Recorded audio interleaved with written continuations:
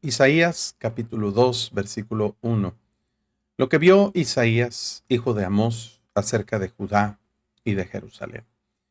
Después del capítulo 1 del libro de Isaías, que es un poco introductorio al contexto espiritual en que estaba la nación de Israel, principalmente la nación de Judá, que era donde Isaías estaba profetizando y donde destinó gran parte de su mensaje enviado por Dios, nos enseña el panorama espiritual donde había una frialdad, donde habría mucha apatía, mucha indiferencia, mucho pecado, pero mantenían una religiosidad. Ahora quiero aclarar algo porque alguien preguntó, pastor, pues Jesús ayunaba y había, entonces malo dar ofrendas.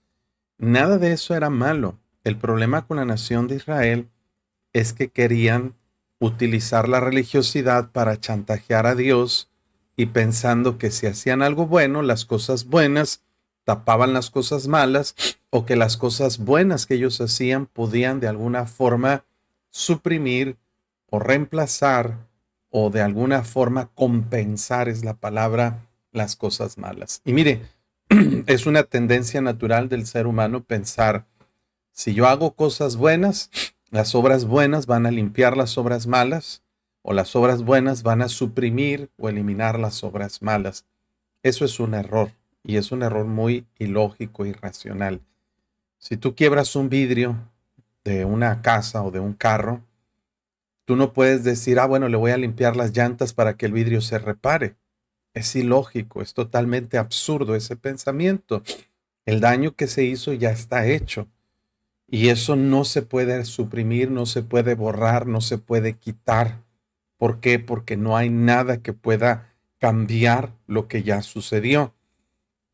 El hecho de que yo haga buenas obras o me porte bien, eso es bueno.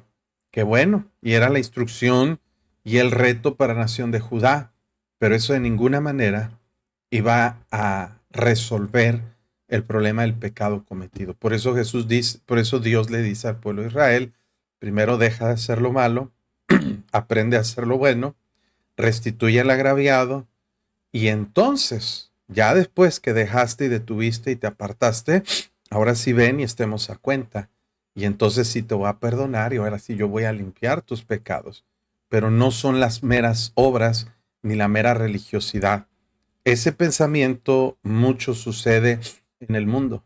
Muchas personas que son extremadamente malas terminan haciendo cosas muy buenas pensando aplacar su conciencia o ganando algún tipo de favor o misericordia o tratando de equilibrar la balanza, pero eso es imposible.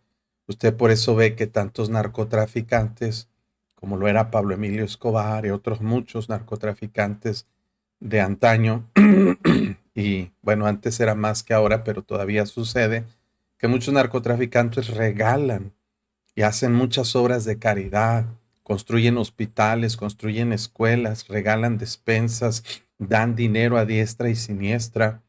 ¿Cuál es la razón? Bueno, en ellos hay una necesidad de compensar todo el daño que hicieron, todas las drogas que vendieron, toda la gente que le quitaron su vida, todas las cosas que han hecho para dañar, lastimar y destruir la sociedad, tratan de compensarlo con buenas obras. Y eso sucede con mucha gente, normalmente gente que vive una vida moralmente deplorable, una gente que tiene perversiones y tiene aberraciones totales y absolutas en su moralidad. Normalmente son gente muy nice, muy amable, gente que tú tratas y es que es muy buena gente, es muy amable, muy servicial, porque el ser humano por naturaleza trata de convencer y compensar sus malas acciones, pero eso no funciona. Entonces tenemos que aclarar eso. No había problema ni en las ofrendas, ni en las fiestas, ni en los ayunos, ni en los sacrificios, ni en las ofrendas. Nada de eso era malo. Lo que lo volvía malo y lo que lo volvía, pues de alguna forma abominable ante los ojos de Dios es que querían presentarlo como moneda de cambio o de chantaje a Dios. Por eso Isaías mismo menciona que nuestras obras son como inmundicia y nuestras justicias como trapo de inmundicia, nuestras justicias delante de Dios. Cuando queremos usar las obras para tratar de impresionar a Dios, Dios dice, si no, no funciona. Somos, perdóneme, creados en Cristo para buenas obras, o sea, las cuales Dios preparó de antemano para que anduviéramos en ellas. Usted no puede llegar ante un juez diciéndole, pues sí, maté a alguien, juez, pero mire, siempre pago mis impuestos. ¿Y eso qué? Pagar tus impuestos es tu obligación. No tienes opción, tienes que hacerlo. Y si no lo haces, hay consecuencias adicionales. Entonces no puedes chantajear la justicia por haber obedecido 2 o 3 leyes. Y es algo que tenemos que entender.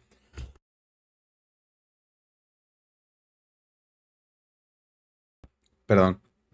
Entonces, no podemos nosotros chantajear a Dios ni tratar de justificarnos por medio de las obras. Es imposible e irracional. Todo eso para contextualizar el trasfondo espiritual que estaba en la nación de Israel. En el capítulo 2, Isaías tiene una visión y es evidente que dice aquí la Biblia lo que vio. Literalmente Isaías, muchos de los profetas fueron, hermanos, llevados en un sentido espiritual a ver el futuro y ver cómo eran las cosas en el tiempo futuro. Tiene que entender que para Dios el tiempo no es un límite ni es un obstáculo. Dios trasciende el espacio y Dios trasciende el tiempo. Para Dios pasado, presente y futuro es lo mismo. La razón que hay profecía bíblica en un sentido escatológico, cuando hay eventos que van a ser al final del tiempo, es porque Dios puede verlos en tiempo presente, como si ya estuvieran sucediendo, y para Dios no hay sorpresas en el aspecto de que digas, ay, algo se salió del control de Dios y ahora qué va a pasar, ¿no? Dios tiene una visión plena del tiempo y del espacio. Para Dios no hay la barrera de pasado, presente y futuro. Entonces, para nosotros sí, en este universo fue creado en 3 dimensiones, ¿verdad? El universo consta de 3 elementos que es tiempo, espacio y materia. Y cada uno de estos elementos está compuesto de 3 dimensiones también. Usted lo sabe, el espacio pues tiene sus 3 dimensiones, que es alto, ancho y profundidad. La materia tiene 3 estados, que son sólido, líquido y gaseoso. Y también el tiempo tiene 3 dimensiones, pasado, presente y futuro. Hasta ese punto entendemos, hermanos, que son las limitaciones de este universo y nosotros no podemos saber nada de lo que sucede en el futuro, a menos que Dios nos muestre a través de una visión o una revelación, como lo hizo con los profetas, de las cosas que habrían de ocurrir o van a ocurrir en el futuro. Y es lo que pasa con Isaías. Isaías está profetizando 700 años antes de Cristo. Recuérdese que comenzó en el 740 su profecía hasta el 680 y algo. Entonces, la profecía de Isaías se adelanta en el tiempo más de 2700, casi yo creo cerca de 3000 años. No sabemos con precisión el tiempo, pero Isaías alcanza a percibir el evento más glorioso que ocurrirá en este mundo y no es el arrebatamiento de la iglesia. Lo que Isaías presencia es el reino milenial de Jesucristo y establece como una declaración eh, pues objetiva y clara, muy contundente. Isaías dice acontecerá, o sea, esto es una realidad. Es una profecía dada en los tiempos del Antiguo Testamento. Si un profeta daba una profecía y no se cumplía, era conocido como un falso profeta y debía morir, irremisiblemente. Pero Isaías hace una declaración que ocurrirá en el futuro. Para él no había un entendimiento claro cuándo iba a suceder. Pero dice en lo postrero de los tiempos. Y esta referencia señala, por el contexto que estamos leyendo, al reino milenial de Jesucristo. Recuerda, hermanos, que el panorama profético que va a ocurrir en este mundo, y le voy a tratar de dar un breve, muy breve eh, cronología de lo que es la profecía del Apocalipsis del final de los tiempos, nada más como valor de referencia para que nos ubiquemos dónde va a ocurrir este evento. No es 100% preciso, pero sí es aproximado a lo que pudiera llegar a suceder. Mire, en Apocalipsis tenemos profecía. Está dividido en tres partes el libro de Apocalipsis. En Apocalipsis 1:19 usted puede ver lo que es se le llama el bosquejo del libro. Jesús le dice a Juan que escriba en un libro y luego dice las cosas que has visto y luego dice las cosas que son y las que han de suceder después de estas. El capítulo 1 de Apocalipsis describe el tiempo pasado, las cosas que has visto, que es básicamente la visión o la revelación de Jesucristo. En el capítulo 2 y 3, capítulo 1 es pasado, capítulos 2 y 3 son presente para Juan al momento de la escritura en el año 95 al 97 después de Cristo. Juan escribe los mensajes a las 7 iglesias que estaban en Asia, que no son 7 etapas de la historia de la iglesia, eso no tiene nada que ver. Eran 7 iglesias físicamente establecidas en Asia, pero eran representativas de todas las iglesias de todos los tiempos. La iglesia de Éfeso, Esmirna, Pérgamo, Tiatira, Sardis, Filadelfia y la Odisea. Pero en el capítulo 4, todo lo que usted lee del capítulo 4 Apocalipsis hasta el final, nada de eso ha ocurrido. Y tengo que hacer ciertas precisiones. Cuando usted escucha a un pastor predicar y cita profecías de Apocalipsis, de cualquier capítulo, del capítulo 4 en adelante, cualquier versículo de Apocalipsis que dice que ya se está cumpliendo, está totalmente sacando de contexto la profecía bíblica. Recuerde que dice 2 de Pedro que la profecía no es de interpretación privada. O sea, tiene una inspiración y una explicación clara. La palabra de Dios se debe tomar de manera literal, a menos que la misma Biblia nos enseñe que hay un simbolismo. Entonces, si alguien dice, no, ahí en Apocalipsis dice que la luna se va a volver sangre y miren, la luna está roja, eso es una total ignorancia, porque no se puede cumplir una profecía aislada de Apocalipsis sin que se cumplan todas las demás. O sea, hay un orden y hay una manera que se cumplen las promesas. No podemos usar un versículo de Apocalipsis que diga, hay rumores de guerras y guerras, mire, ahí se está cumpliendo. No, esa es otra profecía. Eso no tiene que ver con la profecía. Ahora, tengo que precisar también que en Mateo 24, todos los acontecimientos que Jesús narra de las señales antes del fin y antes de su venida, no son señales del arrebatamiento, ni son profecías que hablan del arrebatamiento de la iglesia. Hay mucha confusión en pastores que enseñan y confunden el arrebatamiento de la iglesia con la segunda venida de Cristo. Son dos eventos diferentes. Y no vamos a entrar mucho en detalle porque está muy emocionante. Estoy dando en el Instituto Bíblico una clase de Apocalipsis. Si a usted le interesa saber sobre todos estos eventos, estamos ahorita en el capítulo 8 y estamos hablando de las 7 trompetas de la ira de Dios. Debería inscribirse en el instituto y tomar clases para aprender más sobre esto, porque enseñamos hermenéutica y enseñamos también escatología, enseñamos profecía bíblica. De hecho, el pastor Roberto Armendáriz está dando una tremenda clase los jueves sobre profetas preexílicos, y dentro de la profecía preexílica está la de Isaías, que enseña también sobre el milenio. Entonces tenemos en el capítulo 4 de Apocalipsis lo que es el rapto de la iglesia, el arrebatamiento, que está muy claramente establecido en la Biblia.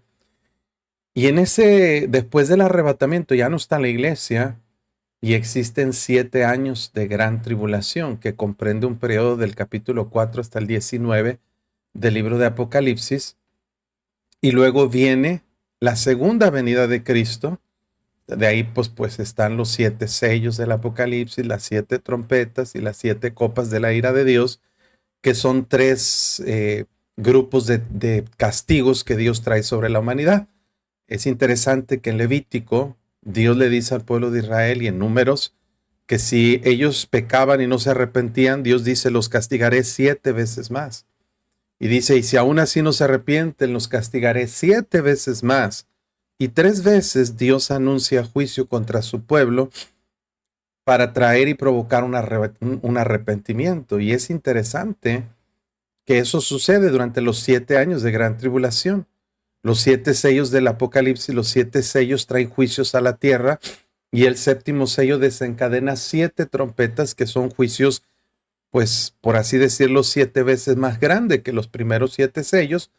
Y la séptima trompeta desencadena las 7 copas de la ira de Dios. Todo esto está tremendo y muy profundo y hay que estudiarlo a detalle y ya llegaremos a ese tiempo. Pero durante esos 7 años creemos que va a estar el tribunal de Cristo y las bodas del Cordero, y posteriormente ocurre la segunda venida de Cristo, que es cuando están invadiendo Jerusalén para destruirla, y Jesús llega, y Jesús libra a su pueblo, y Jesús empieza a establecer lo que conocemos como el reino milenial de Jesucristo. Aquí va a haber un periodo de 1000 años que Satanás es atado, y que Jesús reina sobre esta tierra, sobre este mundo, por 1000 años, antes del juicio del gran trono blanco y del final de toda la tierra que va a ser destruida, pues ante la llegada del juicio del gran trono blanco.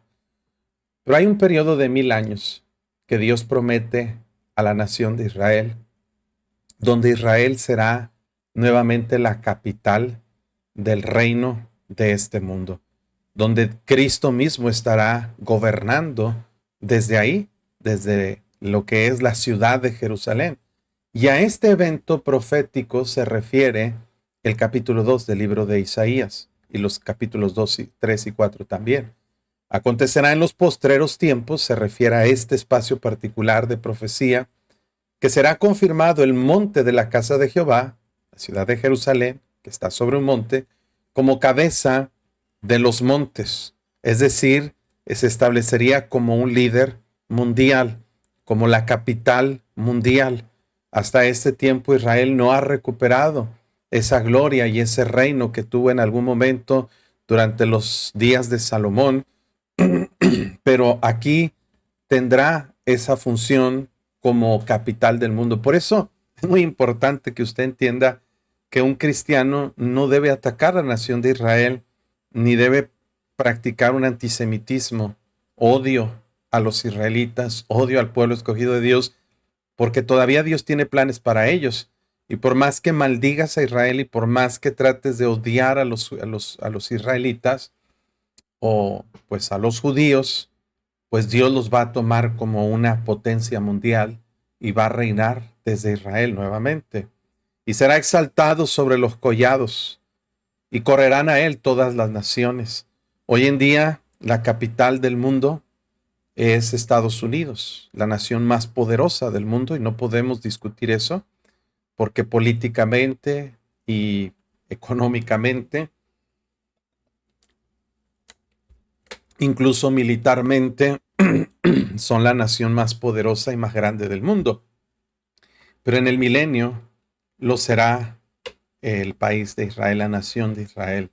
Será y correrán a él, dice, todas las naciones. Hoy en día todos buscan la ayuda de Estados Unidos y otras potencias mundiales, pero en ese tiempo todo tendrá que ver con la nación de Israel. Y vendrán muchos pueblos y dirán, venid, subamos al monte de Jehová, a la casa del Dios de Jacob. Algo que va a suceder durante el periodo de la gran tribulación será la construcción del tercer templo. Recuerda, hermanos, que Salomón construyó el primer templo y ese templo fue destruido por los babilonios.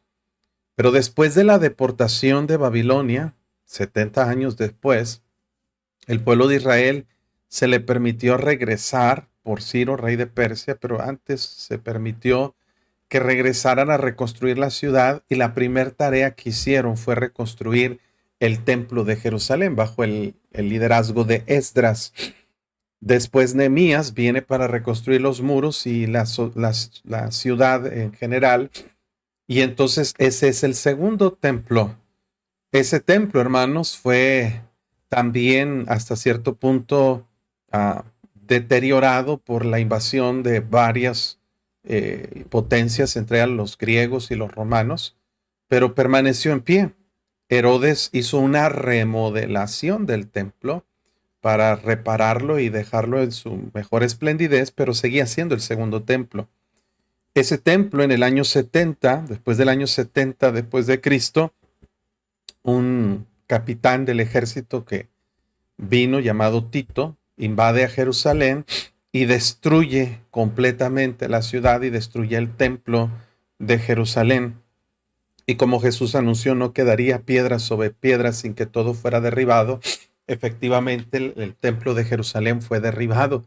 Y desde el año 70 hasta hoy en día no ha existido un templo. ¿Por qué? Porque llegaron musulmanes posteriormente a establecerse en Jerusalén y construyeron sobre el terreno donde estaba el templo de Jerusalén, construyeron una mezquita, la cúpula de la roca, que para los musulmanes es un lugar muy sagrado y existe ahí sobre el lugar que estaba construido el templo de Jerusalén. Del templo solamente queda lo que es conocido como el Muro de los Lamentos.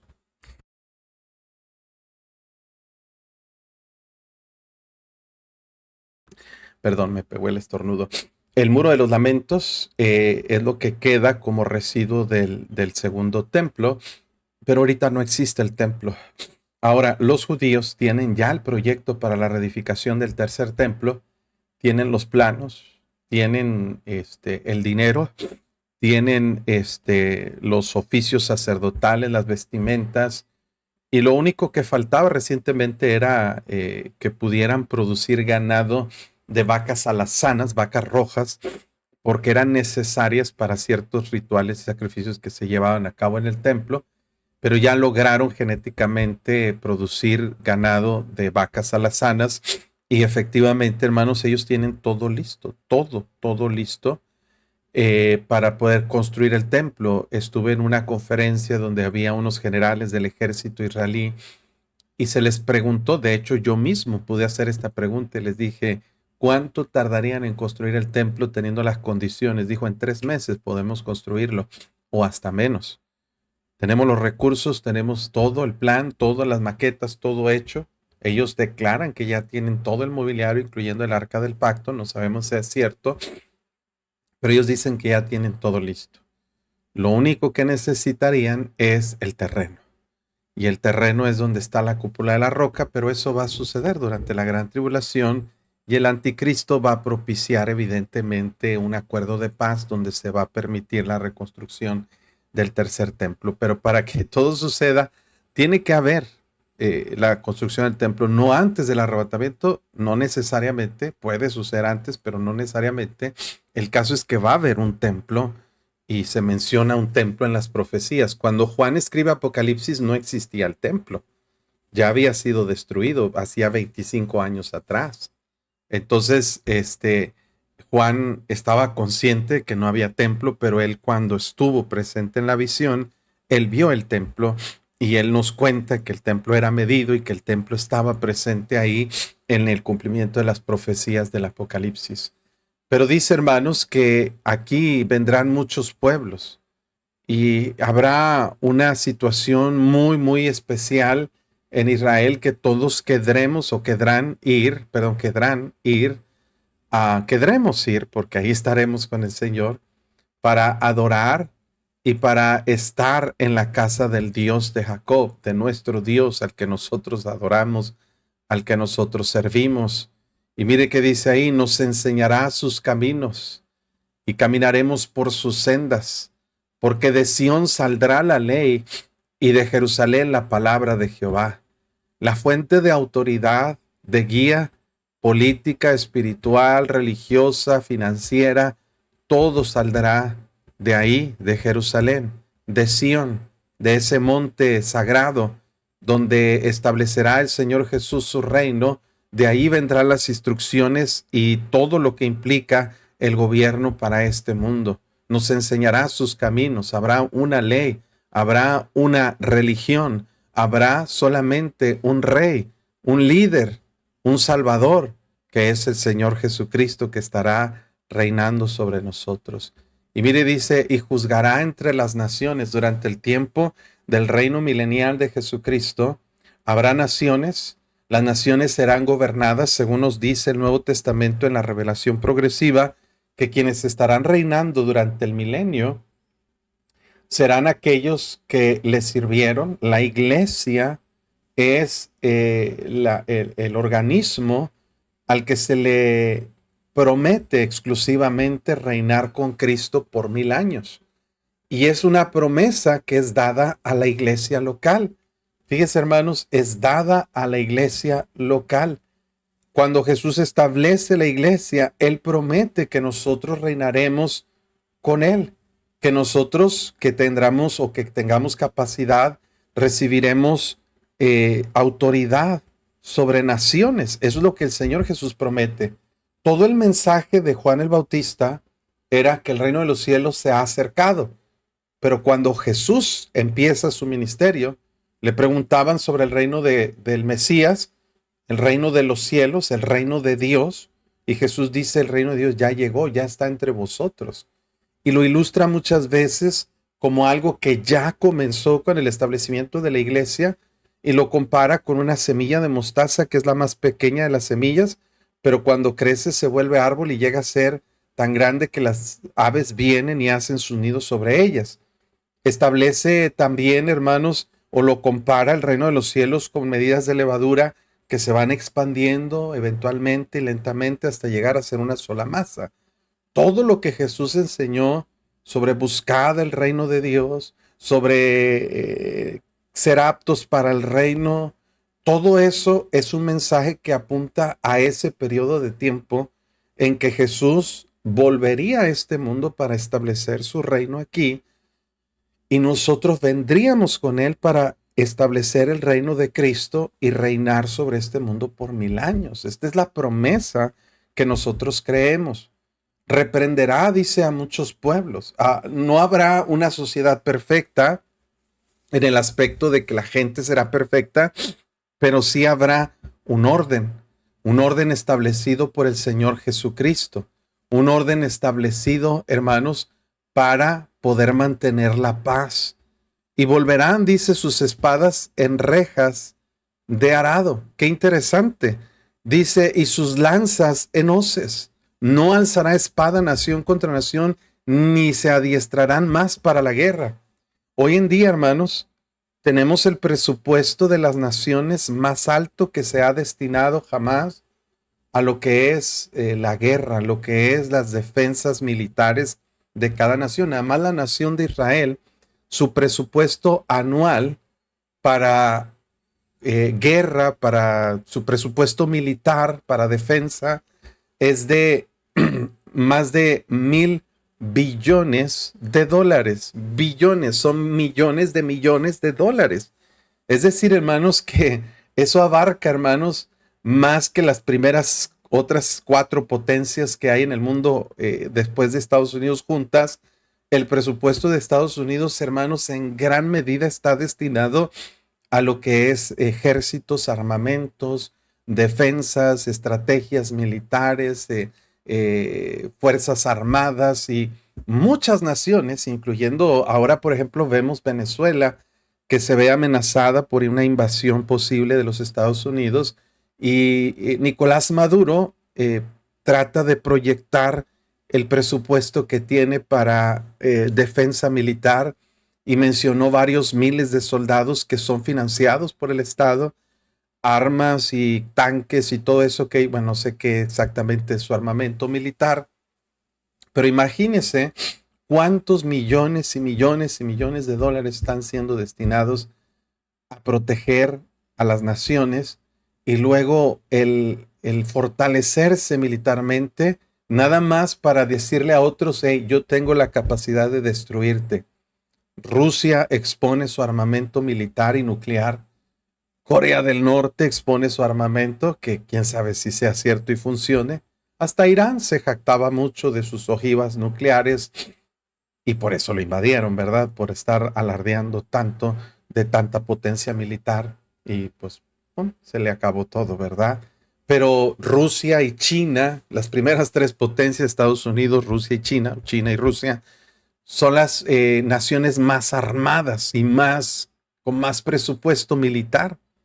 Si el presupuesto que estas naciones destinan para sus fines militares fuera destinado para alimentación, para desarrollo, para educación y para cierto beneficio de la sociedad, el mundo no carecería absolutamente de nada.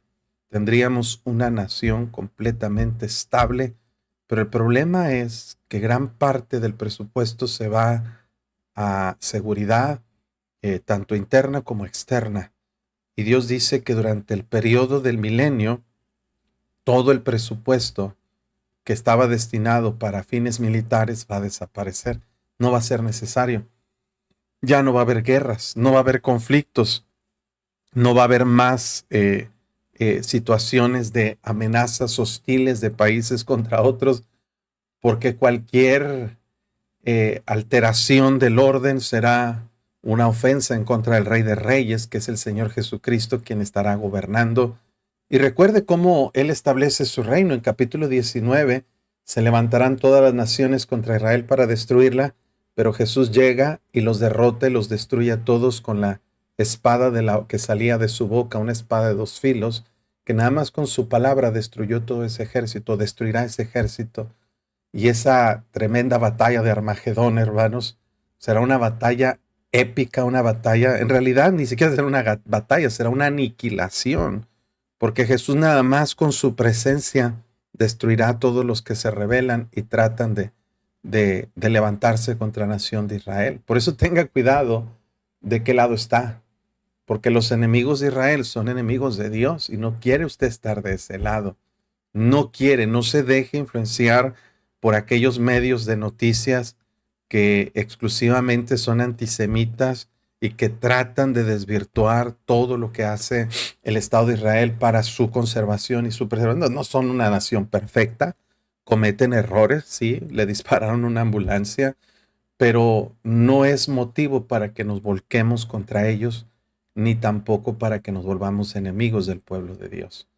En ese tiempo del milenio no habrá guerras, habrá una paz absoluta. Parte de ello porque entendemos que muchos de los conflictos armados son propiciados por la influencia de Satanás. También el capítulo 21 describe que cuando Satanás es suelto de sus prisiones, después de 1000 años, Satanás engaña a las naciones para levantar un ejército otra vez después del milenio para pelear en contra de Cristo, pero pues obviamente ni siquiera van a tener una oportunidad, pero van a ser engañados. Satanás usa mucho, hermanos, lo que es la confusión, la falta de comunicación, lo que son los malentendidos, los dimes y diretes, para sembrar discordia y levantar conflictos entre naciones. Los conflictos que hay, muchos de ellos son propiciados y auspiciados por el mismísimo Satanás. Y hermanos, vemos que en esos tiempos Satanás no estará presente y no habrá guerras. Tal vez le aburre todo esto, pero a mí me apasiona. Venid y cambia Isaías el mensaje después de esta revelación de 4 versículos y hace una invitación a la nación de Israel, a la casa de Judá o a la nación de Judá, le llama casa de Jacob, y les invita y les diga, venid casa de Jacob y caminaremos a la luz de Jehová. Está diciéndole a la nación, no esperes a que eso ocurra, no esperes a que venga el final de los tiempos. Tú puedes disfrutar de esta paz y esta estabilidad desde ahora mismo.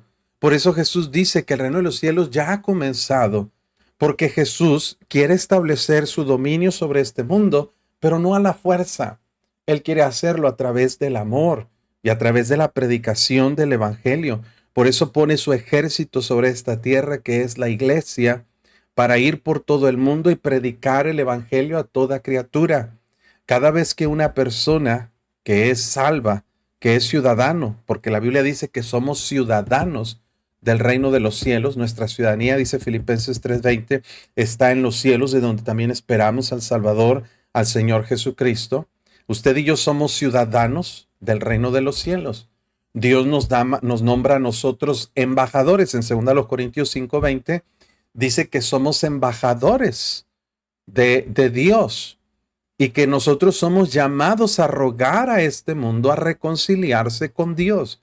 Somos diplomáticos enviados por Dios para ir con el mundo pecador y decirle, hey, Dios está dispuesto a perdonar tus pecados y está dispuesto a aceptarte como un súbdito de su reino. Solamente tienes que arrepentirte de tus pecados y recibir a Cristo como tu Salvador. Es declarar que Jesús es el Señor, Él es el Rey. Por eso dice Romanos 10:9 que si confesares con tu boca que Jesús es el Señor y creyeres en tu corazón que Dios le levantó los muertos, serás salvo. De eso se trata la obra misionera. De eso se trata la gran comisión.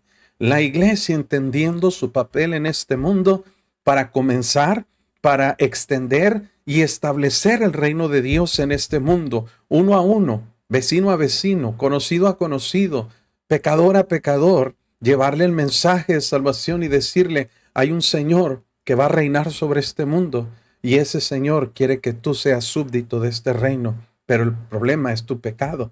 Necesitas arrepentirte, necesitas venir a Cristo y necesitas recibirle como tu Salvador para que Él te pueda recibir como ciudadano de este cielo, de este reino celestial. Por eso Jesús dijo, mas buscad primeramente el reino de Dios y su justicia. Lo que debe enfocar la mente y el corazón de cada creyente es el reino de Dios, es el reino de los cielos. Por eso cuando Jesús nos enseñaba a orar, dice, vosotros pues oraréis así, Padre nuestro que estás en los cielos, santificado sea tu nombre. Y lo primero es, venga tu reino, venga tu reino. Hágase tu voluntad como en el cielo, también en la tierra. Fíjese, lo primero que el creyente debe orar, Señor, ven y establece tu reino en esta tierra. Eso es lo que nosotros debemos anhelar sobre todas las cosas, porque este mundo, hermanos, no va a mejorar. Este mundo no va a cambiar. Este mundo va de peor, de mal a peor, yéndose al pecado, a las ideologías, al total consumismo, egolatría, hermanos. Este mundo se está corrompiendo y se está pudriendo, se está cayendo a pedazos y al final será destruido, hermanos. Pero Cristo nos ofrece cielos nuevos y tierras nuevas. Cristo nos ofrece un reino perfecto aquí en la tierra, un reino donde estará la paz, donde Jesús reinará y donde nosotros estaremos reinando juntamente con Él. Venid, oh casa de Jacob, caminaremos a la luz de Jehová. Ciertamente le dice Isaías ahora a Dios. Fíjese esta declaración. Permítame porque se me movió aquí todo el texto. Le dice Isaías a Dios, ciertamente tú has dejado tu pueblo, la casa de Jacob, porque están llenos de costumbres, mire lo que dice, traídas del oriente y de agoreros. El problema con la nación de Israel, que Dios no estaba reinando como Él quería.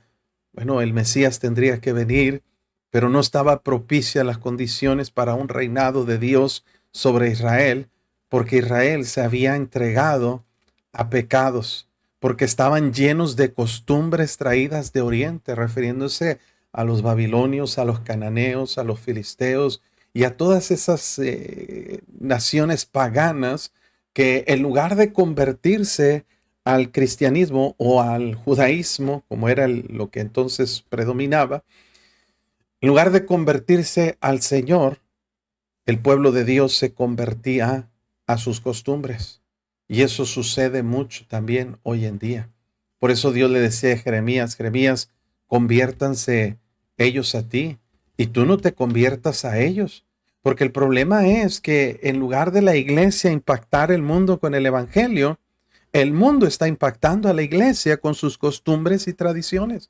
Hoy en día, más que nunca, vemos en las iglesias una música contemporánea satánica, hermanos, y no hay otra manera, otro adjetivo para describirlo, que música mundana, perversa, la misma música entregada a Satanás, la misma música creada con fines sensuales, perversos y depravados, se quiere ahora nomás quitarle la letra y ponerle letra cristiana y ponerla en la iglesia como un acto de adoración a Dios, influenciada la música de las iglesias por las costumbres del mundo.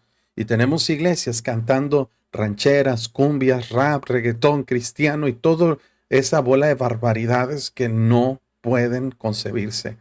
No puede, hermanos, el pueblo de Israel seguía teniendo religiosidad, pero estaban impregnados de costumbres traídas del oriente y de agoreros, costumbres paganas y perversas. Tenemos en las iglesias hoy en día la vestimenta igual que la vestimenta del mundo.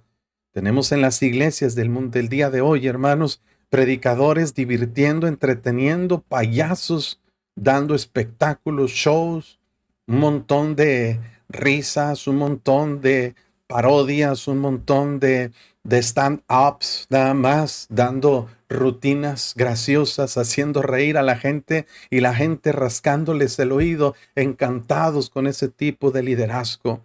La iglesia de Dios ha perdido su influencia sobre este mundo por dejarse impregnar de las costumbres paganas de que Satanás ha traído del mundo.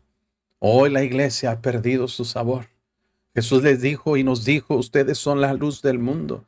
Una ciudad asentada sobre un monte no se puede esconder, ni se enciende una luz y se pone una luz y se pone debajo del almud, sino sobre el candelero, para que alumbre a todos los que están en casa. Así alumbre vuestra luz delante de los hombres, para que glorifiquen a vuestro Padre Celestial. Y dice la palabra de Dios, eso es lo que debemos hacer, una diferencia, un contraste, una luz, en el cual dice, resplandecéis como luminares en un mundo lleno de tinieblas. Somos la luz, debemos contrastar, debemos ser totalmente diferentes. Jesús dijo, ustedes son la sal de la tierra, lo que detiene la corrupción y pudrición de este mundo es la iglesia. Pero si la sal perdiere su sabor, ¿con qué será salada? Eso es lo que sucede con las iglesias y sucedió con el pueblo de Israel, hermanos, llenos de costumbres traídas, dice del oriente, de agoreros. Fíjese lo que dice, hermanos. ¿Qué pasa aquí? Llenas de costumbres, como los filisteos, y pactan con hijos de extranjeros, está diciéndole Dios al pueblo de Israel. Están llenos de pactos, llenos de compromisos y llenos totalmente de costumbres que eran importadas y que contrastaban totalmente con las costumbres y las leyes que Dios les había entregado. Su tierra está llena de plata y oro. Sus tesoros no tienen fin. También está su tierra llena de caballos y sus carros son innumerables. Una de las maldiciones más grandes que afectaron a Israel fue su prosperidad. Proverbios 1:30 dice que el desvío de los ignorantes los matará y la prosperidad de los necios los echará a perder. El problema más grande que sucede con creyentes, hermanos, es que empiezan a prosperar económicamente y deducen que la prosperidad económica es un indicio del favor de Dios en sus vidas, pero no siempre es así. Un creyente, hermanos, que se aleja de Dios hasta le puede ir mejor económicamente que estando en la iglesia, porque Satanás es capaz de comprar tu fe. Si con dinero te puede alejar de Dios, mire, Satanás es el príncipe de la potestad del aire y Satanás no es codo. Él suelta billetazos a diestra y siniestra con tal de que un creyente se aleje de Dios. Él está dispuesto a comprar tu fe, Él está dispuesto a comprar tu lealtad y tu fidelidad. Algo que me llama mucho la atención en la historia de Judas es que dice en Lucas que convinieron en darle 30 monedas de plata y luego dice que cuando le entregaron el dinero, Judas se comprometió con ellos. Se comprometió con ellos. Interesante. Permítame un segundito, por favor.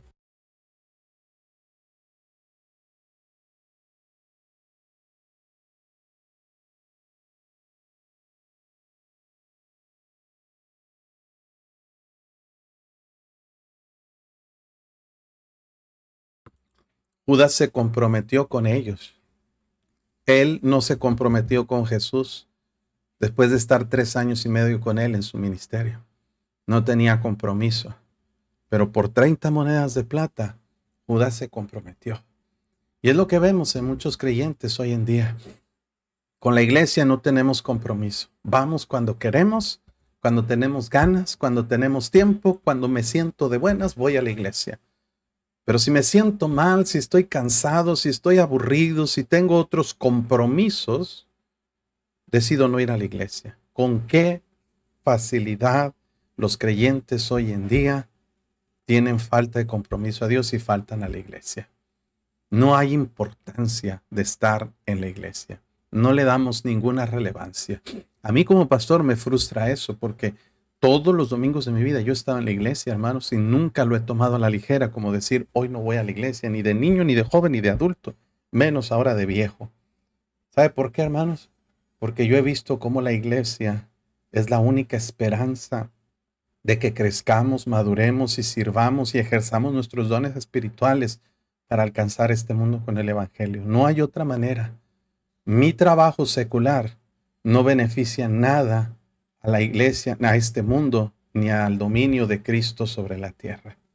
No ejerce mi dinero, ni mi prosperidad, ni ninguna comodidad que yo tenga, ni siquiera mi felicidad pueden contribuir en nada para el beneficio a futuro de este mundo, como lo es predicar el Evangelio y fortalecer el reino de Dios. La iglesia es como nuestra embajada, hermanos. ¿Sabía usted que una embajada es un pedazo de la tierra de la nación que representa? Es decir, hay una embajada y hay un consulado aquí en Monterrey de los Estados Unidos de Norteamérica. Si usted va al consulado, ahí dice que usted está entrando en territorio norteamericano. En Monterrey usted puede entrar a los Estados Unidos. Cuando entra al consulado, usted está en territorio de Estados Unidos, declarado y totalmente delimitado. ¿Por qué? Porque siendo una embajada representante de su nación, usted está en suelo norteamericano. Cuando usted está en la iglesia, y no estoy hablando del edificio, pero estoy hablando de la reunión de miembros de la iglesia, usted está literalmente en territorio celestial. ¿Por qué, hermano? Porque Dios ha establecido la iglesia como columna y baluarte de la verdad. Necesitamos hacer compromiso con la obra de Dios, pero el problema más grande que distrae a los creyentes hoy en día es materialismo, porque estamos, hermanos, totalmente obsesionados, hermanos, con las cosas de este mundo. Y muchos creyentes por 200, 300 pesos, por $100, son capaces de vender su compromiso con Dios y comprometerse con su jefe del trabajo. Si tu jefe te dice, hey, te quiero el domingo, ahí estás el domingo. Pero si Dios te dice, no dejes de congregarte, no, no tengo tiempo. Tienes un compromiso más grande con tu jefe que con Dios. Si tu jefe te dice, quiero que vayas a otra ciudad a representar a la empresa, sí, cómo no, lo ves un privilegio, un honor. Pero si Dios te dice ir por todo el mundo y predicar el evangelio, hasta lo último de la tierra, lo consideras una carga y un pesar. ¿Por qué, hermano? Porque estamos llenos de materialismo. Y ¿sabe qué, hermano? Eso nos estorba para mirar la verdadera necesidad. Y pasó con el pueblo de Israel lo que pasó con la iglesia de la Odisea. Tú dices, me he enriquecido, de ninguna cosa tengo necesidad, y no sabes que eres un desventurado, miserable, pobre, ciego y desnudo. Además, su tierra está llena de ídolos. Se han arrodillado ante la obra de sus manos y ante lo que fabricaron sus dedos. La nación de Israel, hermanos, había perdido la posibilidad de ser gobernados por Dios por el hecho de que ellos habían tenido costumbres, compromisos, materialismo e idolatría. Literalmente ellos estaban arrodillando a objetos que ellos mismos habían fabricado. Isaías más adelante hace notar, hermanos, lo que es la ridiculez, el engaño, la vanidad de la idolatría. Porque dice que una persona agarra un madero, con la mitad cocina su comida y con la otra mitad se forma un ídolo, le da formas y se inclina ante él, pensando que tiene algún poder. Y el pueblo de Israel entró en las modas y las costumbres, y parte de esas costumbres era adorar a la creación antes que al Creador. Dice, y se ha inclinado el hombre, el varón se ha humillado. Por tanto, dice Isaías, no los perdones. Lo que había hecho el ser humano no era una humildad piadosa, era una humillación ante las criaturas en lugar de humillarse delante de Dios. Y luego Isaías da su mensaje a la nación y les dice, métete en la peña, escóndete en el polvo de la presencia temible de Jehová y del resplandor de su majestad. Varias veces hace esta exhortación para decirles, mira, más vale que encuentres un lugar donde esconderte, pero en un sentido irónico, porque no existía tal lugar. No se podían esconder en el polvo, no se podían meter en una peña. ¿Por qué? Porque no hay un escondrijo donde la gente pueda huir de la presencia y del castigo que Dios habría de traer. Interesante que en Apocalipsis esto se cumple durante la gran tribulación, porque la gente descenderá, dice la Biblia, y dirán a los montes, caigan sobre nosotros, escondednos de la ira. Fíjese, hermanos, del Todopoderoso. Note, hermanos, en Apocalipsis, fíjense lo que dice Apocalipsis capítulo, déjenme lo encuentro, pero se cumple esta profecía de Isaías. En Apocalipsis 6:16, mire, 6:15, y los reyes de la tierra, y los grandes, los ricos, los capitanes, los poderosos, todo siervo y libre se escondieron en las cuevas y entre las peñas de los montes. Apenas estaban abriendo los 7 sellos. Y decían a los montes y a las peñas, caed sobre nosotros y escondednos del rostro de aquel que está sentado sobre el trono y de la ira del Cordero. Porque el gran día de su ira ha llegado, ¿y quién podrá sostenerse en pie? En la gran tribulación el pensamiento es, todo se acabó. ¿Quién podrá sostenerse en pie? Qué interesante que en el capítulo 7 dice, vi a 4 ángeles en pie sobre los 4 ángulos de la tierra. Y también ahí, hermanos, se aparece el número de 144,000 sellados que son comisionados para predicar el Evangelio durante la gran tribulación a todo el mundo perdido. Pero esta profecía se da en Isaías, donde se menciona al pueblo, ¿verdad?, que lamentablemente tendrán que meterse en la peña, esconderse de la presencia temible, el resplandor de su majestad. Mire ahí en versículo 11, la altivez de los ojos del hombre será abatida y la soberbia de los hombres será humillada y Jehová solo será exaltado aquel día. Hoy en día este mundo, hermanos, tiene un grave problema. Y el problema más grande del mundo, de la sociedad, de la humanidad, es la soberbia, la altivez de los ojos. Esa altivez describe de una manera muy gráfica cómo el ser humano levanta sus ojos para mirar hacia abajo a todos los demás, incluyendo a Dios. La altivez del hombre, porque dice la Biblia mire lo que dice en Salmos capítulo 10. Mire lo que dice Salmos capítulo 10 y versículo 4. El malo, fíjese, por la altivez de su rostro, no busca a Dios. No hay Dios en ninguno de sus pensamientos. ¿Cuál es la razón principal que el ser humano decide no creer en Dios? Soberbia, altivez de su rostro. Yo no necesito a Dios. Dios es para los ignorantes. Dios es un cuento de hadas. Dios es un ser mítico, un ser mágico que no existe. Es como Santa Claus. Eso es pura soberbia. Pues un día, dice Dios, vivo yo, que ante mí se doblará toda rodilla y toda lengua confesará que Jesucristo es el Señor para gloria de Dios Padre. Un día los inconversos, los incrédulos, los ateos van a creer. Créame que hoy en día todos aquellos ateos que murieron sin Cristo hoy creen en Dios, incluyendo aquel sabio, inteligente o muy que recientemente murió cuadrapléjico, Anthony, ¿cómo se llama ese? ¿Cómo se llamaba este hombre? Ah, Hopkins, ¿verdad? Ese hombre científico que decía que Dios no existe, hoy créeme que él cree que Dios existe. Y créeme que sabe muy bien quién es.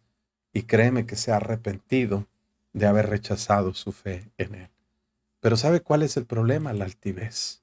Y en ese momento Dios dice que la altivez del hombre será abatida. Fíjese, perdón, versículo 11. La altivez de los ojos del hombre será abatida y la soberbia de los hombres será humillada. Y Jehová solo será exaltado aquel día. Porque día de Jehová de los ejércitos vendrá sobre todo soberbio y altivo, sobre todo enaltecido y abatido. Note esto, hermanos, enaltecido y abatido. Esa es una promesa del Señor, que todo el que se enaltece será humillado y el que se humilla será enaltecido. Dios traerá sentencia y traerá juicio. Durante el periodo de la gran tribulación habrá juicio, habrá castigo, habrá tormento, con un solo propósito, no de destrucción, sino de oportunidad, arrepentimiento. Habrá 144,000 judíos predicando el Evangelio 24/7 durante 7 años a toda la nación. Habrá 2 testigos trayendo señales y predicando duramente el Evangelio. Pero lamentablemente Satanás, la bestia, el anticristo, harán su trabajo para confundir y cerrar el corazón de la gente. Sobre todo los cedros del Líbano, altos y erguidos, sobre todas las encinas de Basán, son figuras, hermanos, simbólicas que se utilizan para representar a liderazgos, como Líbano eran los árboles que hasta hoy en día son los más antiguos, los más robustos y los más fuertes que existen en el mundo. En la bandera del Líbano, hoy en día está un árbol, un cedro, en medio de la bandera. Usted lo puede ubicar porque es conocida como la región más fructífera y donde los árboles han alcanzado mayores proporciones. Hay árboles de más de 3,000 años ahí en Líbano. Y dice ahí, los cedros del Líbano, altos y erguidos, y sobre todas las encinas de Basán, representando liderazgo político y liderazgo religioso, porque las encinas eran lugares de adoración y los cedros del Líbano representaban fortaleza y altura como un tipo de liderazgo político. Sobre los montes altos y sobre los collados elevados, habla de lugares políticos y lugares religiosos que trascendían y que tendrán una posición grande y una hermosura y tal vez una relevancia. Dios dice, todo eso va a ser destruido. Sobre toda torre alta y sobre todo muro fuerte. Estos eran medios, hermanos, que se utilizaban para defensas de las naciones, de las ciudades.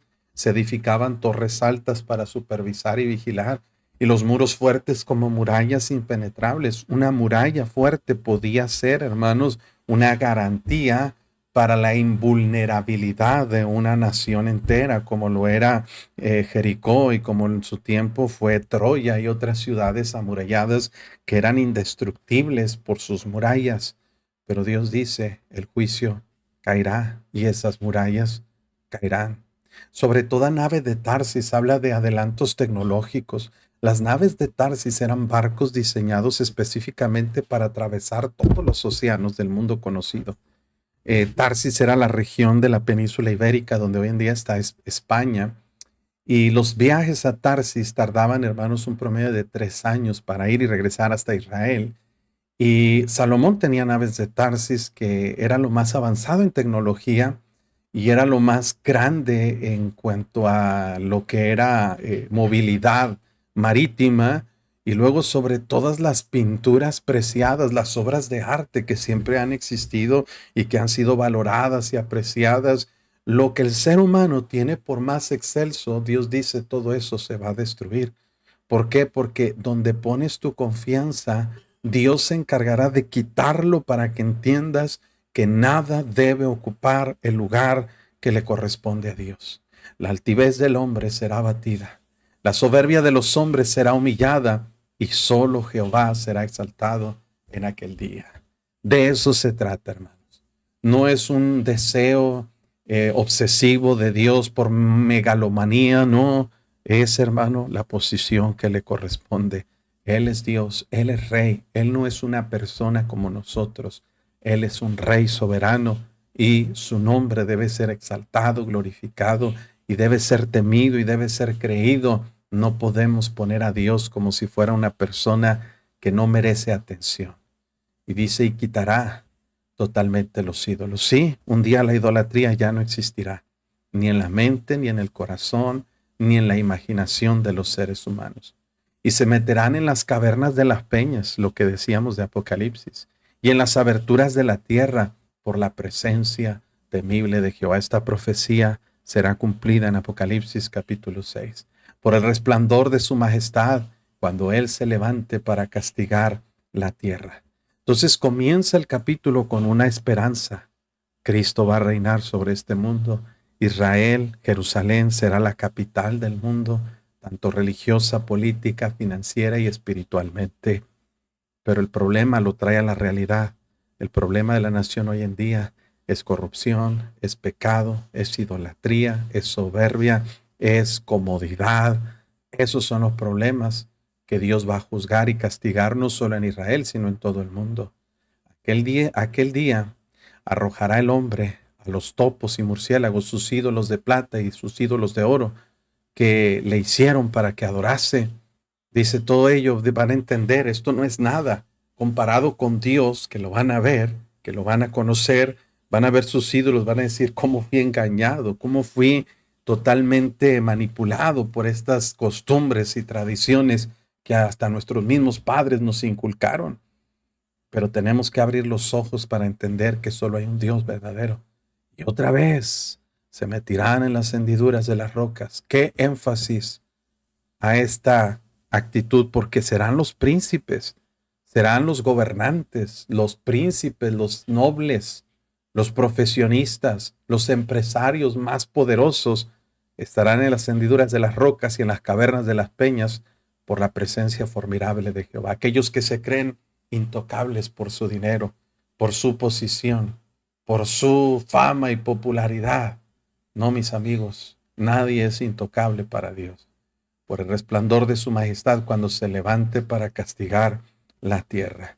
Y hace una invitación final en este capítulo. Dejaos del hombre, cuyo aliento está en su nariz, porque de qué es él estimado. Isaías está diciendo, mira, entra en la perspectiva correcta. Dejaos del hombre. No confíes en el hombre. No confíes en líderes políticos, religiosos, sociales, empresarios. No confíes en el dinero. No confíes en los ídolos. El ser humano, por más poder que tenga, su aliento está en su nariz. Depende totalmente de una bocanada de aire que entre a su nariz. El día que Dios detenga el aire de su nariz, ese hombre deja de existir sobre este mundo. El día que Dios cierre sus pulmones o su tráquea, el hombre es tan débil, tan frágil que está en las manos de Dios. ¿De qué es él estimado? Nos sentimos tan poderosos, nos sentimos tan inabatibles, inmortales, inteligentes, capaces. Es que yo no vengo a ver si puedo, yo porque puedo vengo. Y pensamos que podemos hacerlo todo cuando en realidad sin Dios no somos nada. Dependemos totalmente de la misericordia, la paciencia y la bondad de nuestro Dios. Este capítulo nos hace reflexionar cómo es que la vida debe tener un sentido más profundo que las cosas terrenales. Hay cosas que nos hacen abrir nuestra mente y nuestro panorama más allá de este mundo. Pablo decía que no mirando nosotros las cosas que se ven, porque las cosas que se ven son temporales, pero las que no se ven son eternas. Debemos poner nuestro corazón, nuestra atención, nuestro enfoque, nuestras energías y recursos en promover este reino de nuestro Dios, que un día va a ser manifestado, que un día va a llevarse a cabo. ¿Qué parte y contribución tiene usted para el reino de los cielos? ¿De qué manera usted está invirtiendo tiempo, dinero y esfuerzo para la propagación de este reino celestial? Recuerden, hermanos, que todas las cosas terrenales aquí se van a quedar. El dinero que hoy en día funciona ya no va a funcionar. Ahora solamente va a existir el reino de Dios. Y las verdaderas riquezas serán confiadas por el Señor a aquellos que fueron fieles y a aquellos que demostraron la capacidad para servir y para poner su corazón en el Señor. Qué tremendo capítulo. Yo no sé usted, pero wow, hay mucho, mucho que meditar, aprender y mucho que reflexionar. Espero que este capítulo le haya sido de bendición y también que si usted nos está escuchando, por favor, ponga en los comentarios de dónde nos escucha, aunque lo escuche en grabación. De verdad, solo 2 o 3 personas lo hacen y yo veo que hay miles de reproducciones. No le cuesta nada poner abajo, escuchando, de tal lugar. Y así nos damos una idea de quiénes están escuchando. Entonces, 2 favores, ponga de dónde nos escucha y 2, comparta la publicación para que le llegue a más personas. Si es tan amable, si no se ha suscrito al canal de YouTube, por favor, busque, aquí mire, aquí está YouTube y lo va a encontrar así, Pastor Noé Montelongo. Búsquelo ahora mismo y suscríbase al canal y active las notificaciones. Si puede también seguir nuestra página en Facebook, estamos como Iglesia Bautista Las Torres. Así nos encuentra, suscríbase y dele like a la página. Muchas gracias por su atención, por su tiempo y nos vemos mañana, si Dios permite, con otra emisión de este programa Leyendo la Biblia.